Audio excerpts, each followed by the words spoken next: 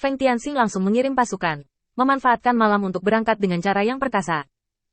Mengandalkan sampul malam dan serangkaian persiapan kemarin, bawahan Songta tidak melihat sesuatu yang tidak biasa, dan membiarkan Feng Tianxing dan 60.000 kroninya melewati garis pertahanan. Saat langit cerah, Feng Tianxing menurunkan tangannya ke sekitar target pertama yang ditetapkan oleh Song Yi. Awalnya, karena saya memperkenalkan semua jenis bakat kepada Song Yi, saya memberinya tugas mengatur logistik, dan sekarang saya penuh dengan uang. Siapa yang diatur Song Yi? Jika saya tidak mengikuti, apakah dia mau melakukannya sendiri? Apakah Anda membunuh setan-setan ini? Feng Tianxing langsung menggelengkan kepalanya. Selain membiarkan dirinya melakukan serangan mendadak dan memusnahkan setan-setan ini secara langsung, Feng Tianxing tidak dapat memikirkan solusi dengan konsekuensi yang lebih kecil. Bahkan jika Song Yi melakukannya sendiri, itu akan berdampak besar.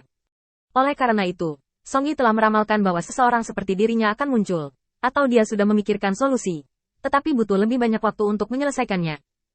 Tetapi waktu sangat jarang setiap saat, dan Jia Luo tidak akan melihat Anda berubah secara internal dan menjadi penghalang baginya. Ketika Keke mendatanginya, Feng Tianxing memberi perintah.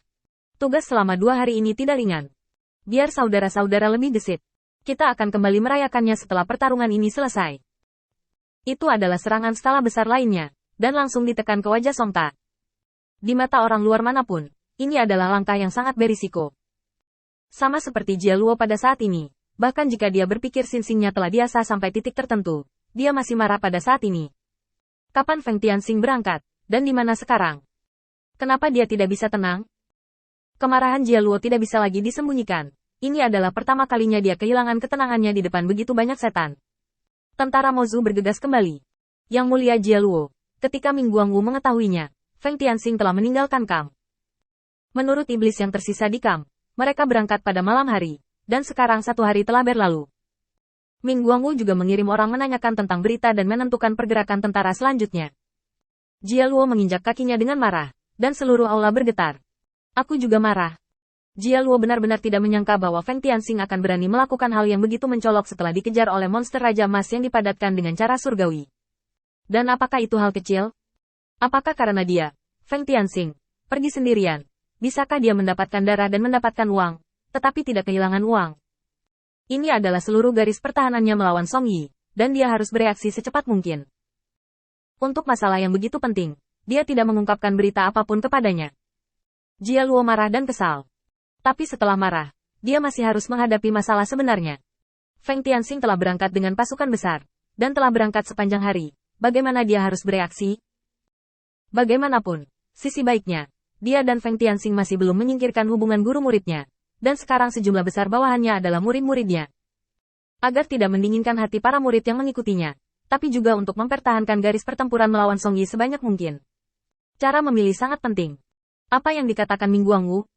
Saat ini, tidak banyak iblis di sekitar Jia Luo yang dapat membuat pilihan seperti itu. Nasar Kambai belum dewasa, dan iblis yang tersisa adalah model yang mematuhi perintah. Satu-satunya orang yang bisa memberinya nasihat dan mempercayainya ternyata adalah ras manusia. Klan iblis yang mengirim pesan itu menanggapi. Ming Guangwu merasa bahwa tidak perlu untuk mempublikasikan masalah ini. Selama Anda dan para iblis yang hadir mengetahuinya, Yang Mulia Jia Luo, Anda dapat lolos tidak peduli apakah Anda memberikan uluran tangan atau mengabaikannya. Dia Feng Tianxing menyerang atas inisiatifnya sendiri. Pelanggaran didahulukan. Dengan kata-kata yang diucapkan oleh orang-orang Ming Guangwu, Jia Luo merasa sedikit lebih nyaman. Menghitungnya dengan hati-hati, ini pertama kalinya saya membantu Feng Tianxing menyeka pantatnya. Pada awalnya, dia memimpin pasukan untuk membunuh garnisun Song Yi secara tidak sengaja, jadi dia terbungkus kereta yang mengalahkan Song Yi. Sekarang dia mengambil inisiatif untuk menyerang lagi, dan tetap tidak mematuhi perintah militer. Apa yang bisa dia lakukan telah berakhir. Setelah merenung sejenak, perintah Jia Luo. Urusan hari ini tidak boleh digosipkan. Saya akan mengatur kandidat yang cocok untuk Feng Tianxing. Setelah mengatakan ini, Jia Luo menyesalinya. Karena ada murid-muridnya yang hadir. Muridnya berbeda dari bawahan biasa. Mereka dapat dibebaskan dari semua kejahatan non-kapital. Ini adalah status istimewa. Bisakah mereka merahasiakan keputusan mereka hari ini? Jika dia benar-benar ingin mengabaikan hidup dan mati Feng Tianxing, berita itu pasti akan beredar di antara murid-muridnya, yang akan dianggap mengguncang yayasannya sepenuhnya. Untungnya, itu ditemukan tepat waktu, tambah Jia Luo. Siapa di antara kalian yang hadir memiliki kemampuan untuk membantu Feng Tianxing?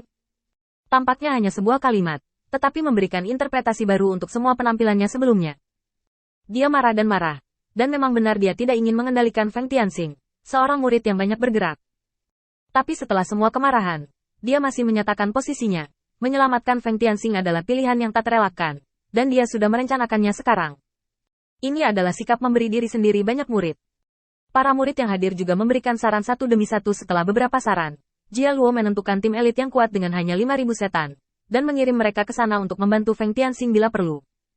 Sikap ini dibuang, dan setelah semua iblis pergi, Jia Luo menyentuh dahinya dan merasakan sakit kepala. Untungnya, rencana awal benar-benar terganggu. Awalnya, saat mempersiapkan pertempuran melawan Void, beberapa bawahan iblis sedikit disingkirkan dari konfrontasi dengan Song Yi. Tidak masalah apakah mereka menang atau kalah. Tidak ada yang bisa membuat prajurit tumbuh lebih cepat daripada pertempuran sebenarnya.